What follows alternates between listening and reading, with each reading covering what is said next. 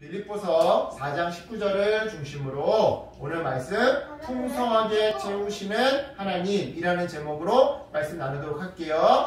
자, 오늘 설교는요, 목사님이 바울 성대모사를 할 거고요.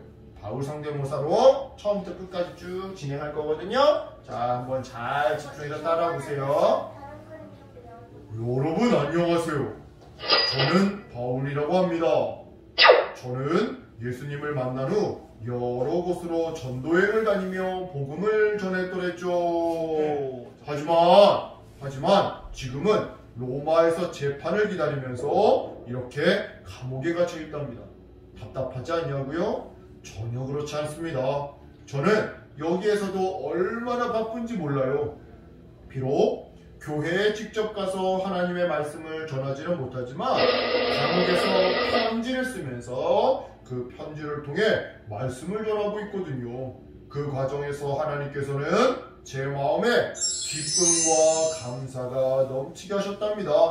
물론 어떤 사람들은 감옥에 갇혔는데 뭐가 그렇게 감사하냐고 제게 물어보기도 하지요.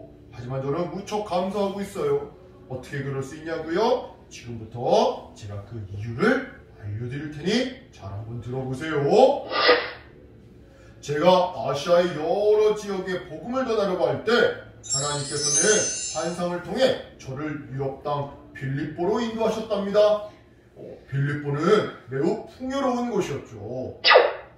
땅속에서는 금과 은이 나와서 금광과 은광이 있었고, 땅 위에는 강이 흐르는 비옥한 곳이 바로 빌립보였답니다.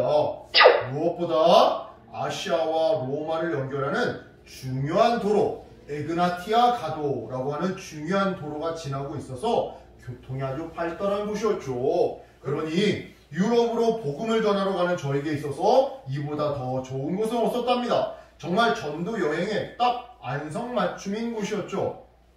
그곳에서 저는 자주색 옷감을 만들어 파는 루디아와 빌립보 감옥을 지키던 간수에게 복음을 전했답니다. 정확히는 루디아 집에서 일하던 일꾼들과 간수의 가족들에게까지 복음을 전했지요. 그 결과 그들은 장사 때문에 집이 넓고 컸던 루디아의 집에 모이기 시작했어요. 그리고 그것이 시작이 되어 지금의 빌립보 교회가 되었죠. 이렇게 해서 두 번째 전도 여행에서 세워진 빌립보 교회는 유럽 최초의 교회가 되었답니다. 그리고 이처럼 빌립보 교회를 세우시고 유럽으로 복음을 전할 길을 열어주는 하나님께 저는 매우 감사를 드리고 있죠. 그런데 이렇게 빌립보 교회 이야기를 하다 보니 그들이 감옥에 갇힌 저를 걱정하고 있을 거라는 생각이 드네요. 걱정하고 있을 그들을 안심시키기 위해 어서 빌립보 교회 성도들에게 편지를 써야겠어요. 나의 사랑하는 빌립보 교회 성도들, 나는 기도할 때마다 항상 여러분 모두를 마음에 두고 기쁜 마음으로 기도하고 있습니다. 빌립보 교회의 이름을 부르는 것만으로도 나 바울은 힘이 나네요. 그건 아마 빌립보 교회가 항상 저를 도와줬기 때문일 겁니다. 감옥에서도 제가 여전히 하나님께 감사하며 기뻐할 수 있는 가장 큰 이유는 바로 하나님께서 빌립보 교회를 통해 저를 도와주셨기 때문이죠. 빌립보 교회 성도들은 예수님을 믿은 지 얼마 되지 않았지만 복음을 전하는 저에게 언제나 큰 힘이 되어주었답니다. 제가 전도 여행을 갈 때마다 저에게 필요한 것들을 마련해주고 또 복음을 잘 전할 수 있도록 함께 기도해 주었으니 말이죠. 아참! 그리고 헌금도 보내주었답니다. 그 헌금은 복음을 전하고 가난한 사람들에게 도움을 주는 데에 사용되었죠.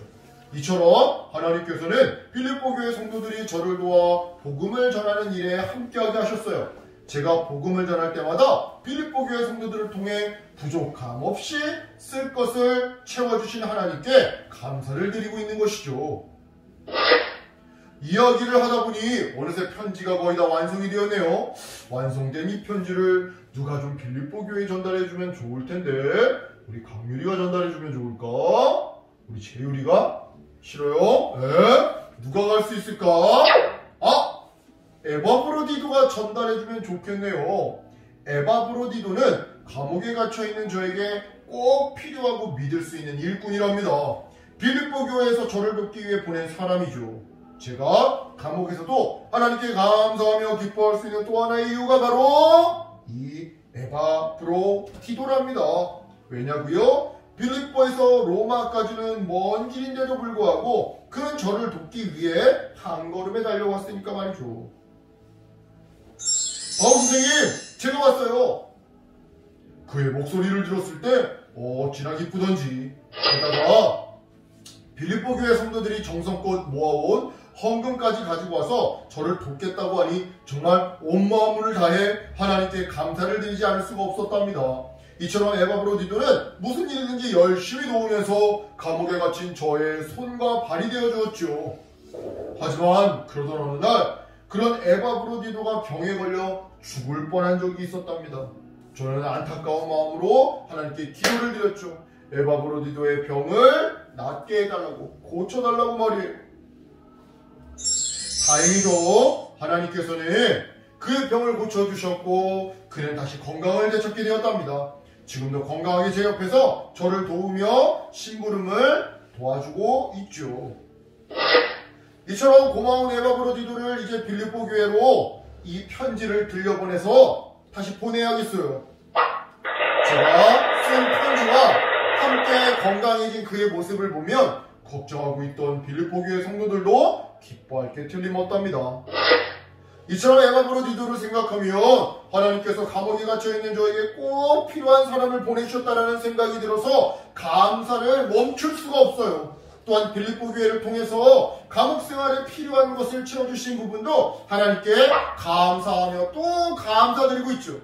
든든한 일꾼을 보내주시고 또 부족함 없이 쓸 것들을 채워주시는 하나님의 그 돌보심 덕분에 저는 감옥에서도 복음을 전할 수 있었답니다. 덧붙여 저는 빌립보 교회를 위해 더욱 힘써 기도한답니다. 제가 어려움에 처했을 때 빌립보 성도들이 저를 도와준 것처럼 풍성히 채워주시는 하나님께서 빌립보 교회에게도 필요한 모든 것을 채워주시기를 바라며 기도하고 있죠.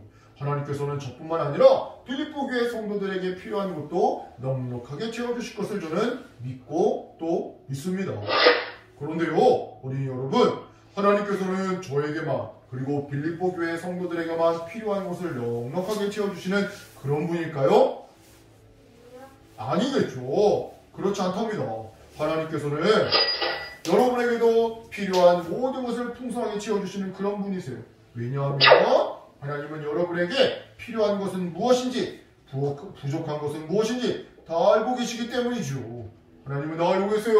우리 강민이가 뭘 필요로 하는지 뭐가 부족한지 다 알고 계세요. 그러다가 여러분에게 꼭 필요한 것이 있을 때 하나님은 반드시 그 필요한 것을 채워주실 겁니다. 하나님은 우리의 삶을 책임지시고 인도해 주시는 분이니까요. 그런 의미에서 지난 1년을 한번 돌아보세요.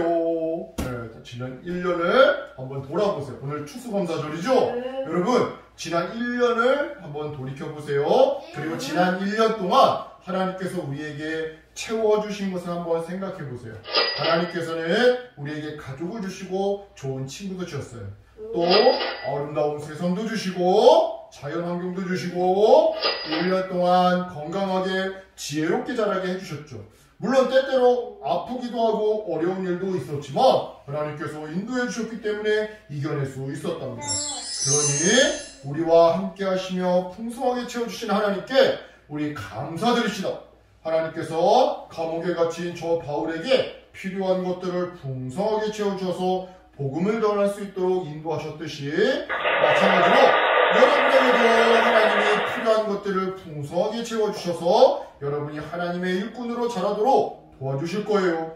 이것을 믿고 늘 하나님께 불평되신 감사하며 살아가는 하나님의 어린이들 사람 되기를 예수님의 이름으로 축복합니다. 아멘. 기도할게요. 기도할게요. 하나님 감사합니다.